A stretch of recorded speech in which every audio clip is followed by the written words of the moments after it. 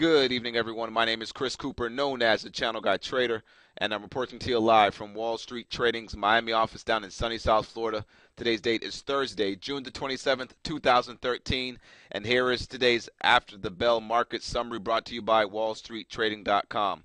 Before I get into the video here, guys, if you have not went to the website yet, go check it out, WallStreetTrading.com. A lot of free information for you guys there. At the same time, we are now taking enrollments to our education course. If you would like to find out more details on that, you can contact me at ccooper@wallstreettrading.com.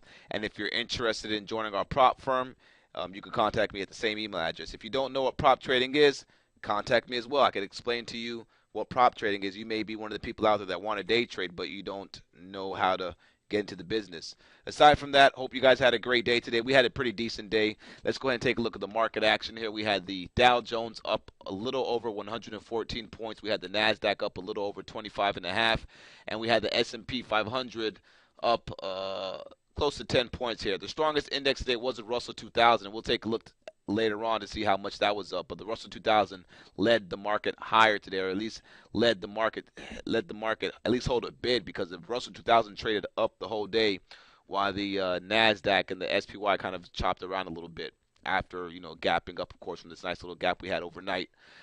So let's see what the breadth was looking like here for today. We had 4,947 issues advancing on the NYSE, Nasdaq, and the AMX. We had 1,219 issues declining on the NYSE, Nasdaq, and the AMX. Therefore, breadth was in favor of the bulls today, close to I would say close to a 5-to-1 there. So let's go start off by taking a look at the SPY daily chart. SPY is right back at the back touch of that key trend line here that I've been trying to show you guys. Let me clean up the chart with the moving averages real quick.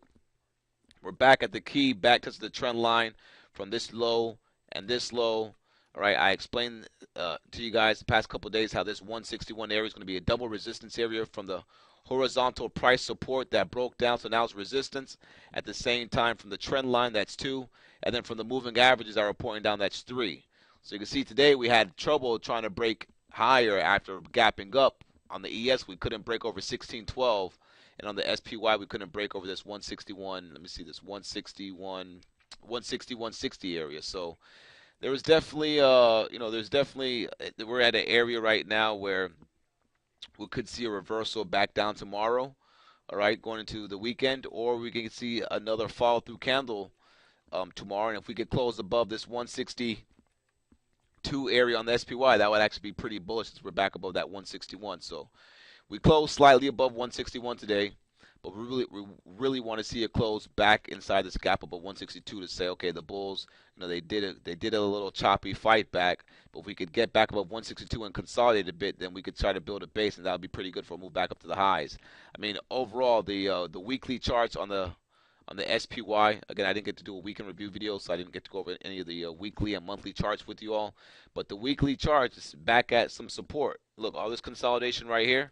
All right, we're at some support right here from all that consolidation. I mean, really can't get too worried on the market until we break below 154. Better yet, until we really break back below 152 and we hold below that level. Aside from that, all these little pullbacks could be viable pullbacks. Obviously, you want to make sure you time it right. And that's what we're here to do, to help you guys with, and to help ourselves with as well. So if SPY could break above 162 tomorrow, that would be pretty good. If we reverse back down tomorrow and we see some weakness in some of the key sectors that we've been tracking for the past couple of days here, that would be a clue that this could possibly be a lower high, all right, off this little action right here. So we'll be gauging that, and we'll keep you guys posted on that tomorrow, intraday, when we do our midday market update, which again, you guys can watch those midday market updates on our website under the My Wall Street TV tab on the upper right hand side. I usually have them out by, I would say, 1:30 the latest. All right, let's go ahead and take a look at the triple Qs, the Nasdaq 100 ETF here. That is, for some of you guys that don't know, the Nasdaq, same thing here. You got a nice little bounce up on a gap up, rallied up a bit, then sold off of its highs. Nasdaq for the triple Qs here, they need to get back above 72. If we could get back above 72, we have some gap fill action right here, and then we could stabilize back with this little key trend line that we've been tracking, as you guys know, which is around 72.50, I would say. Then that would be pretty good for us to try to make a run up towards the top. All right, we're going to be gauging the Nasdaq to see if we're, let me stop saying the Nasdaq, the triple Qs. We're going to start gauging the triple Qs here to see if they can hold above the 71 level. If we break back below 71 and we start showing some weakness tomorrow, right, this could be a lower high put in, and maybe next week they may try to sell us back down to 69. We'll see what happens. Right, the volume has been pretty low the past couple of days that we've been gapping up and kind of chopping around. And action has not been easy. It's pretty tough out there, but at the same time, you just have to make sure you're in the right stocks. If you follow the momentum, you'll be doing pretty well. Today we had some momentum in U.S. Steel had some early momentum in it. Actually had some nice momentum throughout the day, but U.S. Steel, TWC had some decent momentum. Some of the casino stocks, LVS tried to do a little breakout. There's some action out there, pretty much. You just have to make sure that you're in the right stocks. I mean, HPQ had some action today. A couple other names out there had some action. So let's go ahead and take a look at the IWM because the Russell 2000 was really where the action was at. The Russell 2000 was up 1.5% today, up $1.49. If you were looking for some action, hell, you could have just bought the TNA, which is a 3 times long ETF for the Russell. So Russell 2000 is recovering a little bit cleaner, I would say, than the Nasdaq and the S&P. If the Russell 2000 could get back above 98 and hold, that would be a pretty good sign. All right, we are seeing the gold just break down here. Let's switch into the commodity space here now. Gold just continues to get smashed here. Gold went below 1200 today. All right, I believe it went below 1200 today. Yeah, let's see. The low of the day today was 1196. So gold went below 1200 to 1196. It's trading 1201 right now. That inverted cup and handle pattern that I showed you guys on Monday, right, is playing out, and it actually reached a target, but it's going even lower. All right, that inverted cup and handle pattern was right here at 1335. You got your little cup right there. You got your little bottom of the cup right there. So this is your little inverted cup and handle pattern. So that measured move, that target already got hit. All right, so from the 1480 all the way down to the 1340, we're talking about $140. 140 minus the 1340 would take it to 1200. Look, we hit the 1200 target today. All right, and I actually think I calculated it a little bit wrong in the prior videos because I was giving you guys a target of 1225. But now that I took off the moving averages, and the chart doesn't look all cluttered up. It seems like the target was 1200. So maybe tomorrow we get a little bounce action here. But the gold, got to watch now because now we have to start looking to see if we get any reversal candlesticks. All right, taking a look at the gold miners. They gave some long opportunities intraday. They got a little bounce. Some of the names, the gold miners are still looking pretty weak though. They are coming into some key areas that I'll discuss in the weekend review video that I'm gonna do this week for you guys. But as of right now, you really want to stay away from the gold sector. And still doesn't look good at all. SLV for silver. SLV got a little, actually tried to get a little bounce today, but didn't really do much. Chart still looks pretty ugly. Stay away from them. Precious metals not where you want to be right now. Again, we are seeing some strength in some of these other stocks that have been getting beat up that are involved in the metal sector, industrial metals, such as U.S. Steel. All right, this stock had a nice little power move today. All right out of the get-go, we recognized the strength that it had yesterday, so we got our guys involved in this one at 1767 with a stop at the low of the day, and look what this thing did. This thing just did work for us the whole day. And again, to see some of these trades that we catch intraday live, you'll hear me on the mic. You'll hear me read the tape on the mic, calling out the buyers and sellers on the tape. Big buyer here, big seller here. You got to go to the chat room for that. You got to go to mywallstreettv.com and type in the password SMART to log in. All right. Now, you're really supposed to go to the website and register, but I just gave you guys in this video the way to get to the room. So if you guys watch this video, come check us out in the room tomorrow. We'll definitely make sure we try to get some good plays going for tomorrow so we can show you guys a little bit more what we do here. Anyway, U.S. still looks pretty good. Keep this one on watch. Let me go back and finish covering the commodity stocks, the commodity space here, starting off with crude oil. Finishing off with crude oil here. Crude oil had some decent action today. We have the key 92 level that we've been tracking that held. We held 93 on Monday, and we've been trading up ever since Monday. And if we get back above 98 and we take out this high, then crude oil should be making its way back over 100. But, we got, again, what is crude oil telling us? Why is it going up if everything's slowing down globally?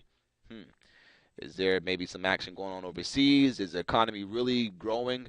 And, it's not coming out in the data yet. We don't know. But so far, crude oil is looking pretty good.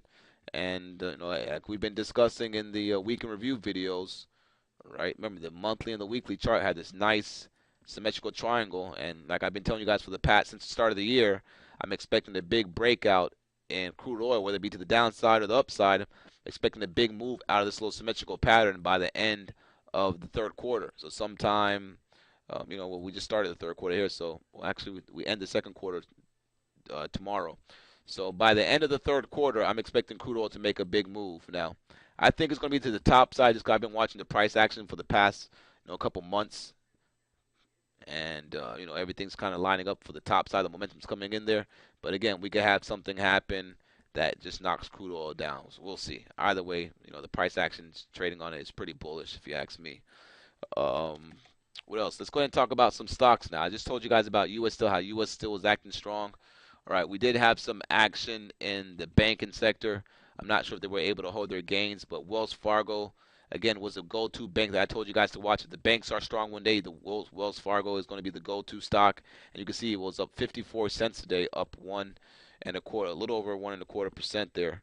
And it's looking like it's ready to make new 52-week highs if it didn't do it today. Let's see. The high of the day was 41.69, and it hit a high of 41.74. So Wells Fargo hit new 52-week highs. All right, the all-time highs on Wells Fargo is up here at 44.82. And if you ask me, Wells Fargo looks like the strongest bank on all the time frames. So if you guys want a stock to buy on dips, buy Wells Fargo. The charts look pretty great on it. Goldman Sachs, let's take a look at the big bank, Devil's Bank, so call it. Some call it Goldman Sachs. Doing nothing there, looking pretty dead right now. Still chopping around there. Bank of America trying to make its way back above 13. That looks a little bit interesting there. Then you have JP Morgan and Citigroup. JP Morgan was trading mixed today. Gapped up a little bit. No action there, really. Let me take a look at Citigroup. See here. Citigroup, a little jump up. Nothing too crazy there. Citigroup really needs to get back above 49.50 or so and stabilize.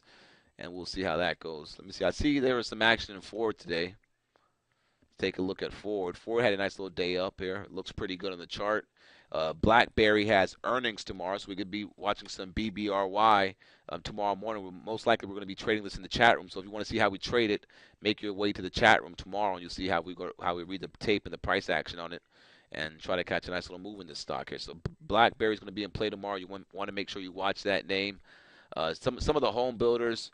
All right, KBH had earnings today, and it gapped up, was not able to hold its gap up. But these stocks are in play right now as well. You have KBH, you have Lennar you can watch, you have Toll Brothers.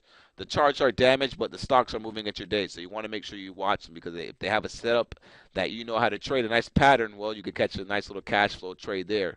Again, you got to be selective in the market right now with this action that we're getting. You want to make sure you're at least in the right stocks that are giving you some decent ranges and some actionable trades that you could participate in. So that's that. Let's take a look at WDC. I see this one is highlighted pretty green here. WDC, data storage company here. This one looks a little bit interesting. We'll keep an eye on this one tomorrow. We really didn't do much today. We traded some X. We looked at some KBH action. Didn't really do much there. The TWC action that happened today was just wild. We missed this one on the open because it happened so fast. And not even that it happened so fast, just the volume was pretty low in the morning. So it's hard to get into a stock that has low volume in the morning,